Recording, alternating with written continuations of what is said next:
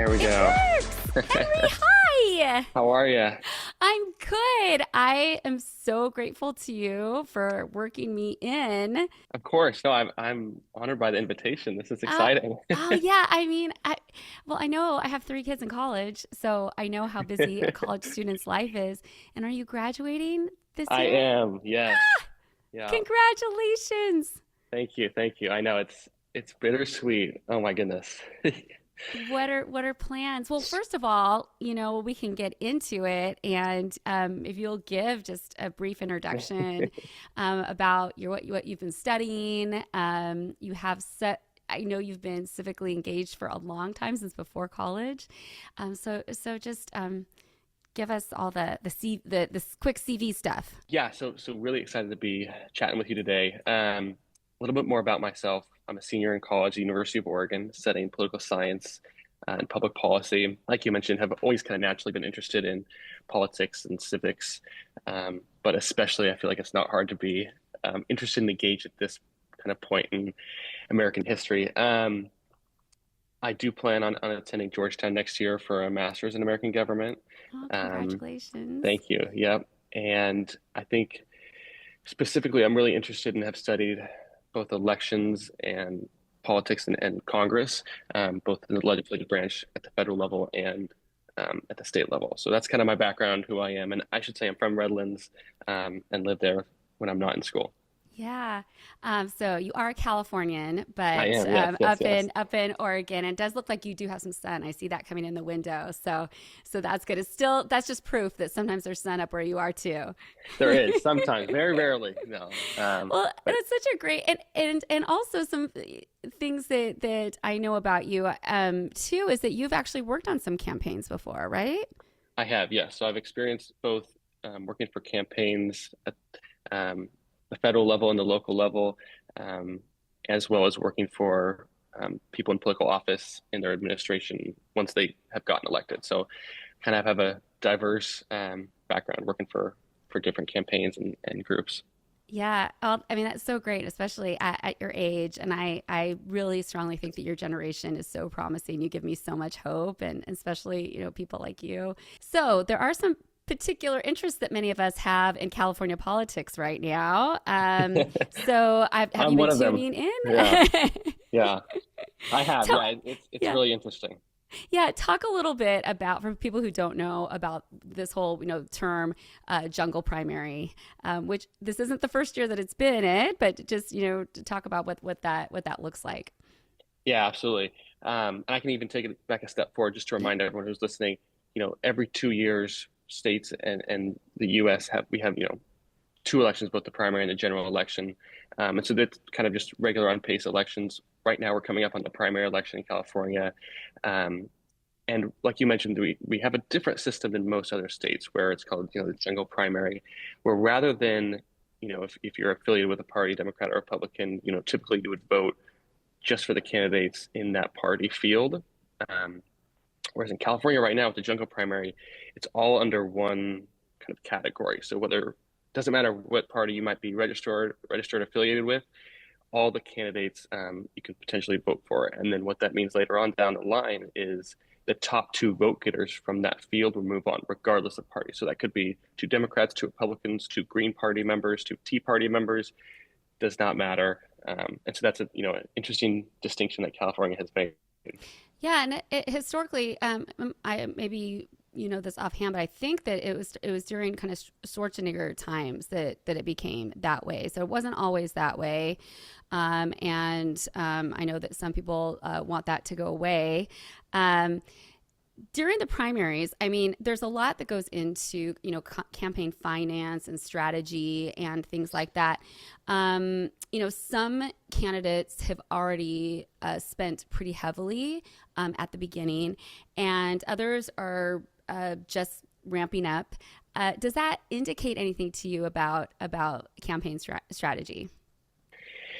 It does, and I should say, especially in this race with so many different candidates, it's really clear to me all the different campaign strategies that are out there that are possible. And there's not, necessarily one that's better than the other. I think they're all relative to the candidate and the position they're in. That, when they enter a race, how much voter identification do they have? Do people know who they are? How much money do they have, both from donations and personally? And so I think we've been able to see in this race a bunch of the different strategies that candidates have taken that are out there. But to answer your question specifically, I think, there are some indications we can make. The problem is kind of finding, how much to take into account those indications. I think there's kind of a happy medium where you don't want to overgeneralize the impacts of, candidates overspending in the early stages. But it's also something that's very noteworthy. So, for example, Tom Steyer, right, billionaire, entered the race kind of late. He spent a ton of money early on. I think, close to 25 or $30 million on campaign ads, social media ads, all the different things involved. The polls show that he is one of the leaders, but not a clear front, someone who is clearly taken over. I think is interesting, right? To me, that shows that in some ways it's working, that people know who he is and the platform that he stands on, but he's not running away with it. People aren't overwhelmingly in support of what he's doing. Yeah, no, that's so interesting to me because I hadn't really heard before this particular race, the concept of a ceiling, and Right. that was really interesting to me. That if you can get out of the gate fast and really kind of outpace your competition, that maybe that strategy can work. But if you're not developing such a big gap and you're only, we still have a margin of error with polls. And so if you're not really placing yourself and you've spent a lot of funding, is that reaching kind of a ceiling? And is that, do I have that kind of right as far as how that's looked at?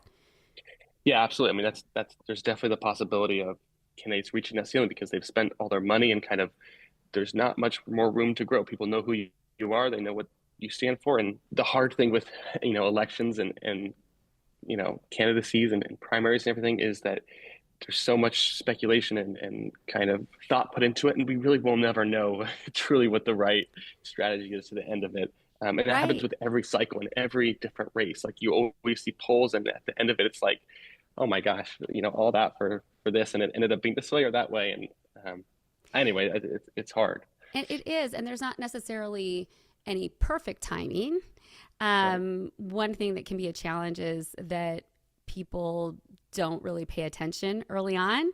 Yeah. So that can play a factor. What do your thoughts about that as far as how does timing kind of affect or relate to when voters are engaging, when money is most effectively used, that kind of thing. Yeah. Well, with a primary election, um, especially in an off year of a presidential run, that's where the least amount of people are engaged. And so that just naturally is going to be hard to get people motivated and interested, especially at this time in American politics. Like it's kind of a turnoff. Politics that is, to a lot of different people. And I understand that. Most people will be engaged in this primary election near the end, near when ballots are being sent out on May 4th, and then when the election happens in June. And so, you do see some candidates waiting to kind of spend their money here late in April because they know that's when the people are going to be most engaged. And you kind of get the most bang for your buck in some ways. I mean, the ads are more expensive, um, but it's when people are most tuned in and kind of paying attention. Yeah. You might have seen. I mean, it's really popular on social media right now. There's a lot of people who are just spending their time and energy, who are saying, "Okay, Democrats, everybody who's not the top two, they need to drop out." And what's your take on that argument? Especially, mail-in ballots aren't going out until May 4. It is still not April yet. What are your thoughts when it comes to that? Yeah, this is a really complicated topic, I think. And I see kind of the argument from both sides, and I resonate with a lot of different things that are being said right now. The first thing I think is the argument for candidates dropping out right now, I think is a lot based in fear of the two Republicans, conservative leaning candidates being the two that move on. And that's totally understand. That's something I resonate with. I, would not like to see those two be the two people that are moved on to the general election. I do think there's a little bit more nuance to the situation than it appears sometimes on social media. Like you mentioned, some candidates have specifically chosen to wait to spend their money later on, which I think the Tom Steyer's kind of introduction to this late addition to it has kind of thrown everybody off a little bit. But I'm really curious. The next 3 weeks are really important. I think the people who do have money and have seen kind of a trend of people being engaged and their candidacy moving upward, it's time. The time is now. It's time to spend your money. It's time to go out and do the thing. But I think for some candidates, well, yeah, it's really tough, right? Because there are some people who are out of money and have shown no increase in support. And I think for those candidates, it is time to drop out. For others who do still have money, and I think there are two candidates who, in the California Democratic Convention sort of thing, they received a lot of support, yet people don't know who they are. And so I think I would encourage those candidates keep going a little bit. If you have money and see the support, let your voice be heard. And I think California has shown that although there are some candidates at the top who are interesting and may appeal to some voters, there isn't someone who has taken the state by storm and shown that they should be the next governor quite yet. I guess that's my kind of complicated thoughts on it. Yeah, no, that's good, and I think that's one thing that can be difficult about social media is that nuance is taken out, Absolutely. and it's overwhelming because there's so much out there, Yeah. and so these are all complicated issues that can't be maybe taken in a soundbite. Yes. So as far as one thing I was hearing, and that the polls are still showing, and I think this is interesting when you talk about the nuance and you talk about the polling, is not only that it doesn't seem like anybody's running away with it, and that's been pretty solid. Like there hasn't been so much change in the early polling, but also so many of the voters who are undecided still.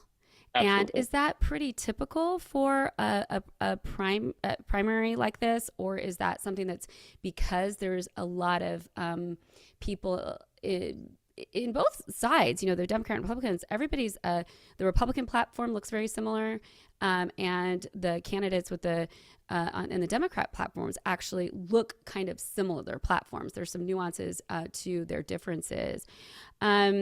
But how much does that play in as far as the number of undecided voters, and how typical is it at this stage of a primary? Yeah, in some ways it is normal. Um, this is kind of how primaries go. There's most candidates have a base of supporters who are energized and going out and trying to get out the vote. But the majority of people aren't tuned into the politics in this way, where they know who their candidates, they want to support them. I mean, it's a primary in March right now, and that's unfortunately just how kind of American politics is. But I think also kind of like what you were talking about, there are so many different candidates, especially on the Democratic side, where support is very thin all throughout. There isn't that one candidate that's taken over. But you're seeing, yeah, no one really running away with it. I would encourage everyone to research many of the candidates out there. They do share a lot of the similar and same values and ideas, but there are very clear distinctions between a lot of them, both by who they're supported and kind of different intricacies of the policies that they support. So that would be my one recommendation to anyone out there is go and research candidates really specifically, look at their websites, look at who they're endorsed by, look at who they're receiving money from, because there are very clear distinctions between the candidates. Yeah, there are. You look at general platforms, and everybody's going talking about affordability because we're all dying in one way or the other. I mean, it's really rough. So this is something that resonates with voters. But what does that actually mean? What does affordability Yes. mean? How are they going to tangibly do it? And what kind of experience do they have? I mean, I think to me, when I look at the experience and follow through amongst the candidates, that is one thing that really separates that field a little bit more. For me. Absolutely. I'll jump in there and just Yeah. say, I'll echo what you just said. Mhm. Running on affordability or running on any issue, voters want to see that candidate, whoever they choose, follow through and finish the job, because you can run on anything, but it actually hurts your party and your base if you don't follow through, because then people recognize, oh, the Democratic Party or the Republican Party, yeah, they ran on that issue, but they didn't get anything done. Why would I vote for them again? They're just running on the same thing over and over again. And so, like you said, it's important whoever the next candidate of governor of California is that they are able to get something done. And like you said, looking at experience, what they've accomplished on their track record, it's a great indicator of what they're going to be able to do as a governor. And I'll also add, California is unique not just because it influences all of us in our lives, but it has a huge impact on the world and our country. We have one of the largest economies in the world, millions and millions of people. We're a leader in the U.S. and the world just on social, economic, um, all these different aspects of society that the governor has a huge impact on where we go from here. And I think that's another reason why this election is so important. Oh yeah, I absolutely agree. And as a physician, healthcare reform is so important to me, and I'm seeing the effects of it every day in my office. And so that's one reason that I'm focusing so much on it, because I think all of us understand how, if we've needed healthcare, where the struggles are with that. And so we want someone who's going to follow through and be able to make that better for us, for sure. The vote by mail ballots are pretty big in our state, and Yeah. those go out May 4. You talked about how voters really need to be paying attention. They need to look at some of these factors. Is this then really, the next few weeks, more of a learning period instead of a decision period? And to put you on the spot, when would you say is the decision period? When do we need to think about coalescing Yeah. together as a party? Yeah. I mean, that's $1 million question right there. um, but it's a really good one. So I guess here are my thoughts on it. I still believe that we're still in a learning period, especially for candidates who, like I mentioned earlier, have money, who have shown an increase in support, right? They can point to something and say, no, our campaign is still going strong. We're increasing, donations or volunteers or something to point to in that way. Um, and like you said, vote by mail ballots don't come out for another month or so. May 4th, I think, is the date. I think it's really hard. There's two dates that I would look out for in terms of kind of when that decision day is, or consolidation day time period. And that is after the debate. The next debate is scheduled for April 26th, I believe. It's too bad that we didn't have one recently. I think that would have really helped kind of become more help candidates educate the public on who they are and what they stand for. Um, and the second is there's a filing deadline in April for candidates fundraising and donations. And so I think that also kind of can give the public an indication on where candidates are financially. So kind of those both dates are in late April, I would say. Once those two have passed, we'll have a better idea of who has support and who can kind of make the final push to become one of the two on the last or in the general election ballot. Um, so yeah, I would say kind of the last 2 weeks of April. It's cutting it close. I'm not super comfortable with that, but I think that's where we find ourselves. And I have faith. Hopefully, this doesn't come back to bite me, but I have faith that at the end of the day, progressives in California will kind of coalesce behind the person or the people or who have the strongest viability to make the final two at the end of the day. Yeah, I'm hopeful with that too. One concern I have is that it seems like a lot of people who are getting out there, who are speaking about this, are spending all this time kind of badgering and bullying and telling, okay, everybody who's not the top two, drop out. What happens when people spend more time having that discussion versus learning about them or telling about them?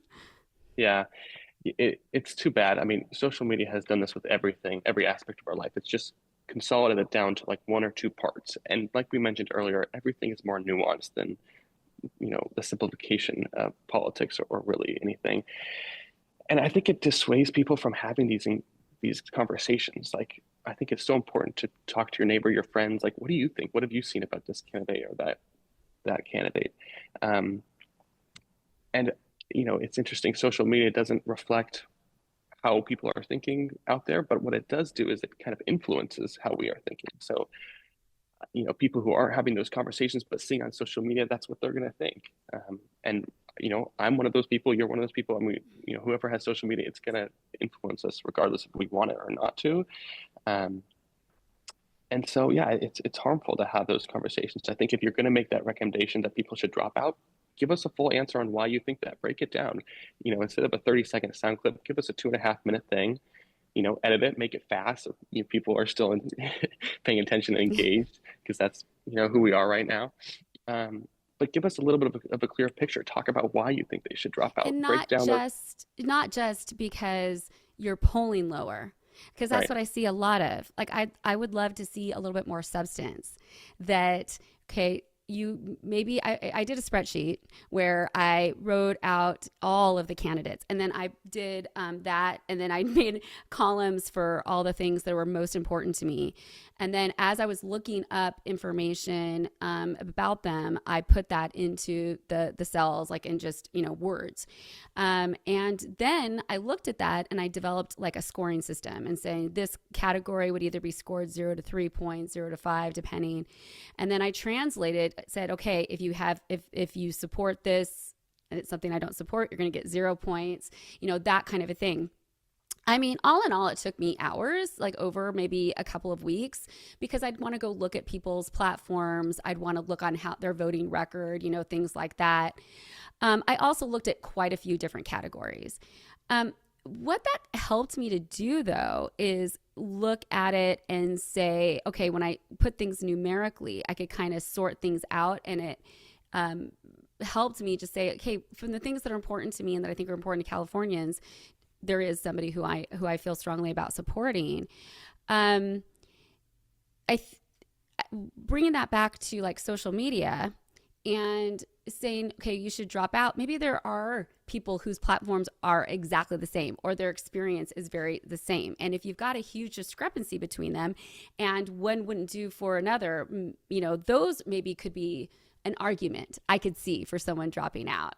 Yeah, I agree with that. And I think looking at platforms, looking at who your voter base is, like there's multiple different candidates who are kind of from the LA area. Like they're all fighting for the same base, which theoretically should be kind of your strongest area of voter turnout. Yeah. And so I think there needs to be a lot of self-reflection by those candidates. That's a really But interesting point. I hadn't thought of that at all, about like geography and about that base. That's interesting. yeah, especially with a state like California, where there's various population hotspots. A Right. lot of candidates like to kind of have their one area that they can dominate and then expand from there. But yeah, like I mentioned, like there are multiple candidates from the LA area, a few from the San Francisco area. Something to think about. Yeah. Okay, so when I've been talking to people, because I have been talking a lot, I have a candidate that I'm supporting, and I hear a lot of this. Like, I haven't looked at it; it just seems so overwhelming. Could you give a little cliff notes or a little idea to a busy, overwhelmed voter who does care, but kind of doesn't know where to begin? Yeah, that's a great question. And the first thing I would say is don't feel bad if you're one of those people. I think that's where everybody starts, right? Um, I was one of those people before I kind of jumped into the looking at the specifics about this California governor race. I think so don't feel bad if that's kind of where you're at. What I would say is take a look at their homepage, look at kind of their issue section, what they're caring about. Um, Look at their social media, kind of just do a light investigation into all the different candidates, look at who supports them financially. I think that's kind of a key player. There's the mayor from San Jose is backed by, I think, some large AI and crypto companies. That's something for me personally where it's kind of a turn off, but he's done some good things in San Jose. Yeah, I guess that's where I would start. What would you say? What would you recommend? Government right now is so complex. Has somebody had experience in working in a complex governmental office? Yeah. And I think we tend to be attracted to outsiders because we're frustrated with people in government. But are they going to be able to navigate it? Are they going to understand the nuances and how to be able to, make things work in kind of our broken system? And I think that's really important. I mean, I want our government to be represented by the people, absolutely. And so it's not like just because you haven't had tons, but I think you need some experience, and especially in the really hot environment that is right now in terms of like just so heated, nobody really wanting to work together. Has anyone demonstrated that they're able to get something done in that environment? Yeah, I'll totally echo that sentiment. And I think having studied, successful governors and presidents kind of throughout history, is the ones who are most effective, the ones who have experience, doing the actual work. So I was just at the LBJ Presidential Library in Austin, Texas, and part of it talked about his experience as a kid being at like student government, and he had this experience of negotiating with people that led up to him becoming president. That's part of what made him such a good and effective leader in Congress. And so I think when you're looking, like what you mentioned, for the next California governor, is someone who's maybe had experience in the state assembly, or been able to do those work at the state level, not necessarily who is kind of maybe the loudest shouter in the room, or has experience federally, but someone who at the state level has done the job. Something I'd look for. Yeah. Yeah. If you could leave voters with one key message, I've got two more questions. This is the second to last one. What would it be? I mentioned this a little bit earlier, but I'll say it again, is that have the conversations with your friends, with your neighbors, with people who you're comfortable with. I think, at this day and age, a lot of people are turned off by, national politics and even the state level sometimes. I totally understand that. I think we have a huge decision at this California governor race and who we want to lead this state and represent us. Write down what you care about and talk with others, and kind of have those conversations, both for the idea of being able to hear what other people have to say, and the issues that they care about. Also, for yourself, being able to talk about, what do I even care about, and why do I support who I think, and your thought process might change. Yeah. I think that's so good, and not being afraid, because I think a lot of us too have gotten afraid to talk about politics, and but we need to have those conversations. Okay, so my last question is, I am strongly supporting Javier Becerra. I would love to see him as our next governor. So if you had some tips for his team, what would you suggest?